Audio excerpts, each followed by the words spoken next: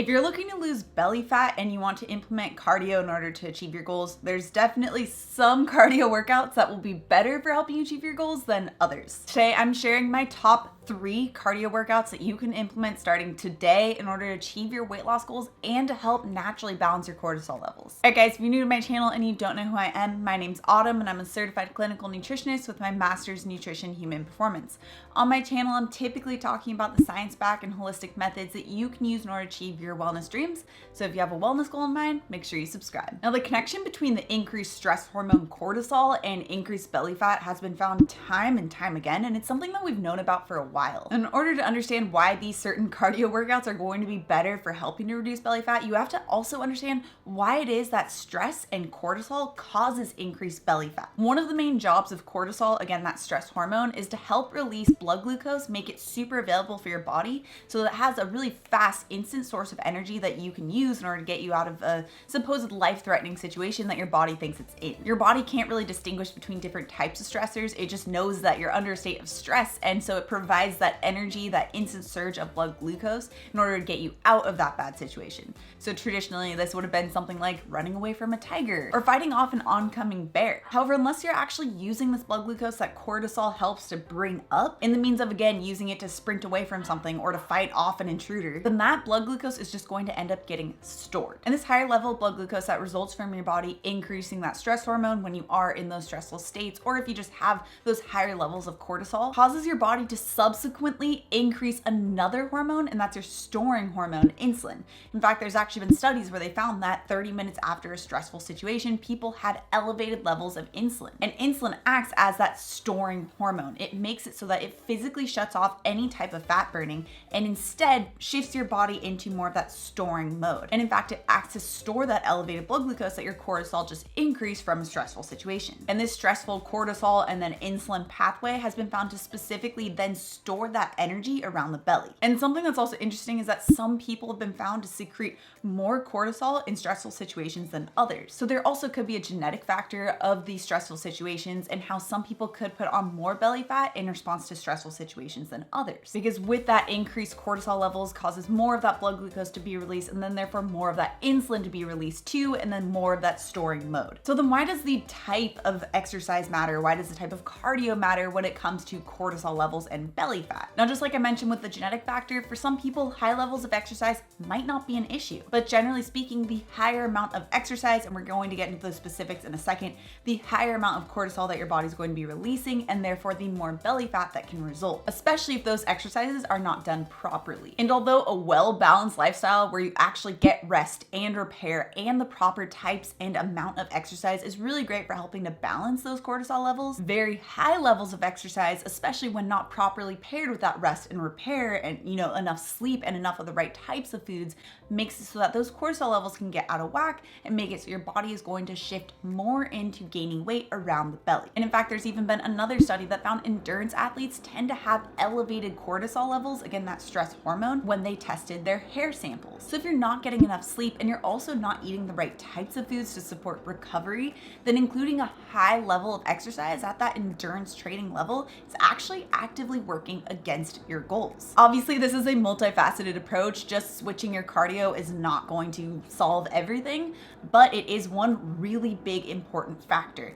In fact, this is something I talked extensively about with my own experience. You can check out the original video right here. But optimizing your cardio workouts in order to actually fit your goals and also to help get those cortisol levels more to a balanced state will help your body to naturally start to shift into that fat burning mechanisms and start to reduce belly fat. Okay, so let's dive into the 3 best types of cardio workouts that you can use and start to implement today in order to achieve your belly fat or weight loss goals. Now, the first is not surprising if you've been following me for a while, and that's walking outside. Now, this is clearly one of my favorites because I've done a multitude of videos on this. Plus, it's free and nearly anyone can do it. Being outside, period, has been found to help to significantly reduce serum cortisol levels. And with that being one of the main factors that we want to try and reduce in order to make it so your body can tap into fat burning mechanisms, this is a huge plus. So if you're able to get outside, even if it's just a park, or if you live by the beach or a lake or a river or some type of natural environment, even if it's just walking on grass, that can really help to make it so that you can naturally decrease your serum cortisol levels. Now, a study specifically pointed out that it needs to be at least 15 minutes. So if you have 15 minutes, get outside, take a walk, and that can help to reduce your serum cortisol levels. So whenever you can get outside and go on a walk, if it's 15 minutes or if it's 60 minutes, it's great to take advantage of that. Okay, the second type of cardio, swimming, especially if we're looking at just a casual freestyle swim. Now, again, if you've been following me for a while, you guys know about my history with anxiety, and it's been something I've really struggled with since about 4th grade. And something really crazy that I noticed when I was training for triathlons when I was in college is that whenever I would do my swim workouts, I always ended the workouts feeling really light and calm and just relaxed, which was very abnormal for me. And at the time, I didn't really understand why. I just knew that I felt really good after swimming. But looking back at it, and something that I still use swimming to this day for, is that it helps to make it so that you're forced to do controlled breathing. And there have been numerous anecdotal as well as studies that have found controlled breathing and deep breathing exercises can really help to decrease your stress and cortisol levels. When we're in a state of fight or flight, which is what cortisol produces, it makes it so our breathing gets really shallow, and that can further stimulate more of that fight or flight mode. However, by bringing your body back to that deep breathing, it actually shifts your body into something called parasympathetic mode, which is your rest and repair mode, which is obviously the complete opposite of that stress-inducing state, and exactly what we want for helping to get those cortisol levels back to a balanced state. And swimming essentially forces you to do this deep breathing exercise for 10 to 30 minutes, depending on how long you're doing your swimming for. It is going to be a little bit more intense than if you were to go on a walk, but it's also something that's really great if you have issues with joints and you can't go on long walks for that reason. Swimming and doing a light swim, like a freestyle swim where you aren't pushing yourself too hard, is a really great way to help to naturally get that cardio in and also decrease those stress levels. Now, in the beginning, especially if you aren't used to using swimming as part of your cardio routine, you might want to just stick with about 100 or 200 yards just to get used to it. That's about 4 to 8 laps. But as you build up that cardio and you get used to the breathing exercise that the swimming forces you to do, you can get into 10 or 30-minute swims, and it's essentially like 10 or 30 minutes of meditation. Okay, number 3.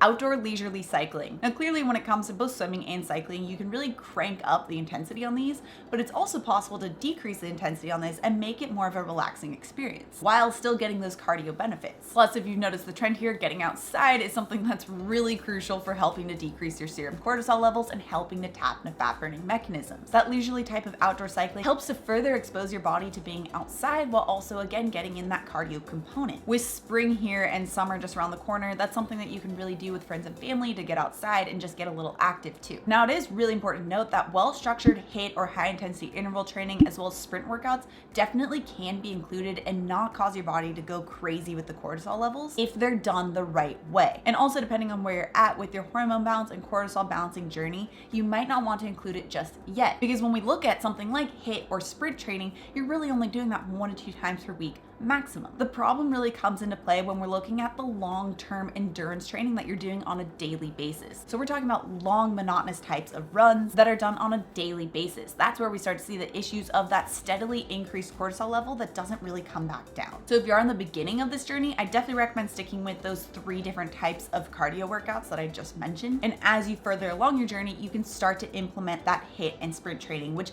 let me know if you guys want a video on this. Let me know in the comments below, and I'll talk more about how you can actually implement these sprint and HIIT trainings later on. Now, if you are looking to implement walking, make sure you check out the 3 walking mistakes that could be working against your goals right here. Also, if you're new to my channel and you love the science-backed information, make sure you subscribe right here. I come out with new videos every Tuesday and Thursday. All right, guys, thanks so much for tuning in, and I'll see you in my next video.